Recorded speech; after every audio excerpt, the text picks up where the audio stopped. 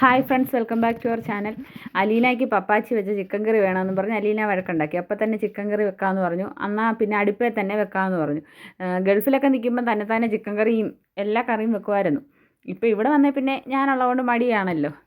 Chicken കറി വെക്കുന്ന ആൾ തന്നെ ഇതിൻ്റെ വോയിസും പറയാൻ ഞാൻ പറഞ്ഞപ്പോൾ പറഞ്ഞു അതൊന്നും എനിക്ക് വയ്യ, ചിക്കൻ കറി വെക്കാമെന്ന് പറഞ്ഞു. അങ്ങനെ ചിക്കൻ കറി വെക്കാൻ വേണ്ടി ആദ്യമായിട്ട് വെളിച്ചെണ്ണയൊക്കെ ഒഴിച്ച് കടുകൊക്കെ ഇട്ടു. അതിന് ശേഷം തേങ്ങാക്കൊത്താണ് ഇടുന്നത്. തേങ്ങാക്കൊത്ത് നല്ലപോലെ മൂത്ത് കഴിഞ്ഞ് ഒരു ബ്രൗൺ കളറൊക്കെ ആയി കഴിയുമ്പോൾ ഇഞ്ചിയും വെളുത്തുള്ളിയും ഇടും. ഇഞ്ചിയും വെളുത്തുള്ളിയും ഇട്ടിട്ട് അതും ഒന്ന് ചെറുതായിട്ട് ഒന്ന് കളർ ചേഞ്ച് ആയി കഴിയുന്നുണ്ടെങ്കിൽ പിന്നെ നമ്മൾ സവാളയൊക്കെ ഇടുന്നത്. ഇഞ്ചിയും വെളുത്തുള്ളി ഇട്ടിട്ട് നന്നായിട്ട് ഇളക്കി കൊടുക്കണം. അടുപ്പയിലായതുകൊണ്ട് പെട്ടെന്നാവും. ഗ്യാസ് ആകുമ്പോൾ നമുക്ക് തീ കുറച്ച് വെക്കുകയും കൂട്ടി വെക്കുകയൊക്കെ ചെയ്യാമല്ലോ.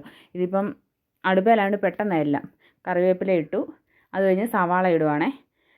സവാള നമ്മൾ ചെറിയ ഉള്ളിയും ചിലപ്പോഴൊക്കെ ഇടും. ഇന്ന് സവാളയായിരുന്നു.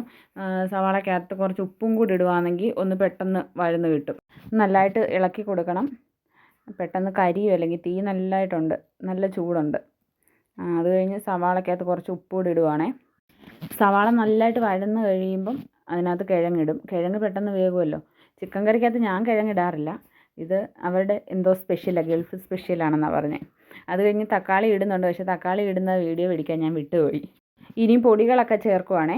മുളക് പൊടി, മല്ലിപ്പൊടി, മസാല, ഗരം മസാല, മഞ്ഞൾപ്പൊടി, കുരുമുളക് പൊടി, ഇത്രയുമാണ് ചേർക്കുന്നത്. ഇതെല്ലാം ചേർത്ത് നന്നായിട്ടൊന്ന് മൂത്ത് കഴിയുമ്പോഴേ നമ്മൾ പിന്നെ ചിക്കൻ ഇടത്തുള്ളൂ. നന്നായിട്ട് ഇളക്കണം. പൊടി എല്ലാ ഭാഗത്തും പിടിച്ച് അതൊന്ന് ചൂടായി കഴിഞ്ഞ് ഒരു എണ്ണമയമൊക്കെ ഇങ്ങനെ പൊങ്ങി വന്നു കഴിഞ്ഞാൽ നമ്മൾ ചിക്കൻ ഇടുന്നത്. ചിക്കൻ ഇട്ട് കഴിഞ്ഞ് നല്ലതായിട്ട് ഇളക്കണം. അടുക്കി പിടിക്കാതെ ഇളക്കണം. വിറകടുപ്പായതുകൊണ്ട് പെട്ടെന്ന് ചൂടാവും. അതുകൊണ്ട് നമ്മളിങ്ങനെ നന്നായിട്ട് ഇളക്കണം. വെള്ളമൊന്നും ചേർക്കത്തില്ല. വെള്ളം ചേർക്കാതെ ഇങ്ങനെ നല്ലതായിട്ട് ഇളക്കി കഴിഞ്ഞിട്ട് അടച്ച് വെക്കുമ്പോൾ ഈ ചിക്കനകത്തുനിന്ന് തന്നെ വെള്ളം ഇറങ്ങും. അങ്ങനെ അടച്ച് വെച്ചു. അതിൻ്റെ ഇടയ്ക്ക് അലീനയ്ക്ക് ചപ്പാത്തി വേണമെന്ന് പറഞ്ഞ് അലീന ചപ്പാത്തിയൊക്കെ ഉണ്ടാക്കി. ചിക്കൻ കറി റെഡിയായി. ചിക്കൻ കറിക്കകത്ത് കുറച്ച് ഉപ്പൊക്കെ ഇടയ്ക്ക് ചേർത്തായിരുന്നു. നല്ലതായിട്ട് കുറുകിയൊക്കെ ഇരിക്കുന്നത്. നല്ല കറിയാണെന്ന് കണ്ടപ്പം തന്നെ മനസ്സിലായി. അതിനുശേഷം കപ്പ പുഴുങ്ങാൻ വെച്ചേക്കുവാണേ. അഫ്സലും അലീനയും ചിക്കൻ കറിയും ചപ്പാത്തിയോ കഴിച്ചത്. ഞങ്ങൾ കപ്പയും ചിക്കൻ കറിയും.